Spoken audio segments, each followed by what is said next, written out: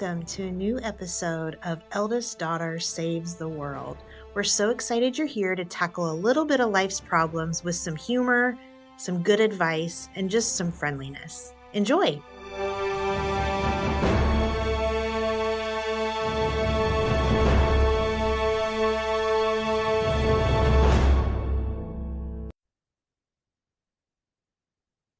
Hello there. Welcome back to Eldest Daughter Saves the World with me, Coach Laura. Hope you all are doing well today.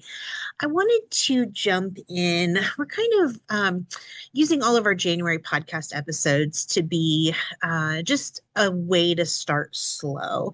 And I'm going to go ahead and tell you really quickly, if you are a person that catches us on YouTube, you will notice that not all of my podcasts are going to have recorded video. You can still get them there, but they may just be kind of audio only with a photo. And that is to save my sanity a little bit. I found that I was putting off, procrastinating, just because I felt like I had to be camera ready. So in order to take care of myself a little bit, I decided I don't always have to be camera ready. So I'm still getting it to you in the same way, but just wanted to put out a little disclaimer about that if you are joining us on video. But what I wanted to talk about today is, for some of us, we have felt this feeling very heavily and very, it's kind of looming large over us. And others may just have little glimmers of how this comes in. And this is the concept of mourning a life that you thought you would have, right? And so there's lots of ways that this can manifest for us. And I want to normalize this experience because I think a lot of us, and I talk about it a lot, but a lot of us were sold a certain bill of goods as we were growing up, or, and that can be for the positive or the negative. Maybe you were supposed to be the person who went to college and then got your master's degree, and then you got your PhD, and you were going to do big professor things, and you ended up being a stay-at-home mom. Or maybe you, came from a background that said that you shouldn't amount to anything, and here you are, a medical doctor. Or maybe you had someone in your life that you thought was going to be there forever, and whether it be a death or a breakup or circumstance, that has just not happened. And so a lot of us, when we're 25, life does not look anything like it does now. And so trying to figure that out and just let yourself feel those feelings, I think, and just know that you're not alone with that, I think can be a huge help, a huge kind of push towards our mental health. So part of why we experience this grief is because when we daydream, right, we're just kind of floating in the clouds and we're doing this. But a lot of times when we're talking about our futures, we have put ourselves in those situations. And this is kind of the power of manifestation a little bit too. We have envisioned ourselves doing a thing. We've envisioned ourselves in a certain place, all of that. And we've attached emotions to those investment, right? Like if you're someone who struggled with infertility, maybe you have felt the feelings of being a mom, and maybe that hasn't happened for you in the way that you thought it would, or it happened on a different timeline than you thought it would, or any of those kinds of things. So when we lose these things that we have dreamed about, right, and imagined, our identity is wrapped up in that a little bit. And so sometimes when we've had to make a major change, whether we chose it or not, there's a lot of feelings and a lot of us that kind of goes with that, what we thought we would do. And I think a lot of us too are, I always used to joke when I was younger, and it seemed like all the older people I knew were just cynical about everything. And I kind of understand now that I'm in my 40s, kind of understand why they trend that way. But I think a lot of us, when we're young, we think there's no way I can't do this thing, right? It's being invincible, but not in a reckless way. We have this sense of certainty that it's just going to be this way, and this is what's going to happen. And sometimes it's the narrative of who we are. And then we wake up one day, and that's my story, that I woke up one day and I was not that thing. And I could not go on one more day being that thing. And so we just kind of hit that wall, and that's what can lead to burnout and, kind of these feelings of being like a rudderless ship, right? We're just floating around. We don't have a direction. We don't know what we're doing. And a lot of this, and I know I've talked about this in other podcasts, there are some really complicated emotions that go along with this type of grief.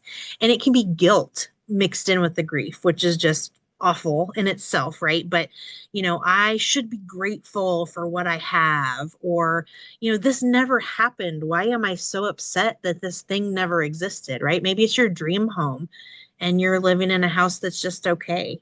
And you're like, I never owned that house. Why would I be sad that I don't own that house? Just those kinds of things. You have to give yourself a little bit of grace with that. And the isolation of that sometimes too, right? Even the people closest to us, our partners, our children, our parents, they never had that vision for you, so they don't understand why something hurts, and everybody tries to be positive, like, oh, okay, well, let's just move on to something different, it'll be okay, and everything happens for a reason, which you all know is the phrase I hate the most. But you kind of think, well, nobody died, why does this hurt? Or maybe somebody did die and you just can't get over it. And whatever that might be, you just have to cut yourself a lot of slack as far as that goes. You also may feel this anger that comes, and maybe it's to yourself, like, oh, I wish I wouldn't have made that decision that led to XYZ, or oh, I should have done that differently. But there's also outside factors, right? Sometimes bad things just happen to good people. And so those outside factors can just make you angry. I know a lot of friends in the last couple of years that have gotten laid off due to their workplaces being under government contracts or under a grant or something like that. And they just lost their job because of what, all these outside factors are taking care of for them. So it just, your anger is not misplaced. And I don't, I always want you to feel your feelings. So you can be angry. That's okay. We want to move past that anger eventually so that you don't live with it and it's not gnawing you and just tearing you up inside. So that really is where we're going to start in healing this process, that we have to acknowledge that it is actually a loss, right? We thought we would be one place and we're not, and we're sad about that, and it's okay to be sad. And so really, don't minimize it. Don't, you know, it's okay to name the things, right? I thought I would have two dogs and I have a cat.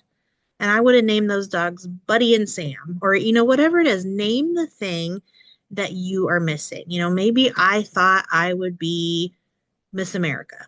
That's a kind of an extreme example. And, I know I only made it to Miss Indiana or whatever the case may be, right? But let yourself miss that. And I think you also have to find the people in your life that can hold the space for that ambiguous grief, right? Because sometimes it's just grief, it's just there. We can name it, yes, but it's also, okay, why is she upset about that? I don't understand. But we have to find those people that say, you know what, I've been there, or I can, definitely sympathize with wanting to be one place and that kind of a thing. And there's some rituals that you can do with some of these kinds of things. Maybe it's a letter that you write to someone, maybe it's a letter you write to a loved one that passed away. Maybe it's, a letter to someone explaining exactly how you felt about a situation that happened. And you don't have to send the letter. You can, but you don't have to.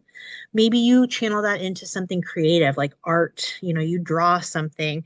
You just take some time for yourself. My husband, I kind of bought it for him on a whim, but I bought him a rage journal, and he had that thing filled up within like 3 days. And so he really needed to get some of that out of his body. And he did. And he's felt a lot better since he took care of that. So, a lot of times we can just mark the moment. Hey, as I'm recording this, actually, it's my grandma's birthday. She died when I was in the 10th grade, but I still remember every year on January 23rd that it's her birthday. And it sucks that I lost her so young, but I can still mark that day. So, as we're moving through this, I don't ever want you to think that this means you have to be happy with your situation, right? We always have the power. It may not be right this second, but we always have the power to change our situation. You don't have to stop being sad all of a sudden, but you just have to figure out a way to kind of put that puzzle piece into your life where it's not taking up your whole life. And so, kind of figuring that out as you go. And that may look different. Maybe one day one puzzle piece needs to be huge and the next day it doesn't. And so just kind of talking through with yourself what that looks like. do have some gratitude for the life that you do have, right? Think about all the positive things in your life. I heard a podcast last week that said, it's just really hard to be a miserable jerk when you're trying to be happy about things that you have. And so that's true to some extent of, I woke up today and I could put food in my belly and my house had heat and I was able to put gas in my car. Maybe I wasn't able to fill the tank, but I could put a little gas in my car to get where I was going. Just all of those little things, that I can stand upright. That always strikes me when I meet someone that's having some kind of mobility issue of, oh my gosh, I have use of my body in whatever way that is. And so just kind of knowing that you're honoring what you do have and you're honoring what you hoped for. And it's not to say that you can't ever have that thing, right? It may just look a little bit different. And sometimes we hit a point, and this is kind of the sweet spot, and some of us get there and some never do, and that's okay either way. But we kind of get to the spot where, maybe that old dream doesn't really fit your life anymore. So that's an old thing that I thought, and the life that I have now, it just doesn't fit. So maybe for you it's, I stayed home with my kids for several years and it's time to go back to work. And I'm not sure a 9 to 5 job fits into my life anymore. Whereas before I had kids, I was climbing up the ladder, that kind of a thing.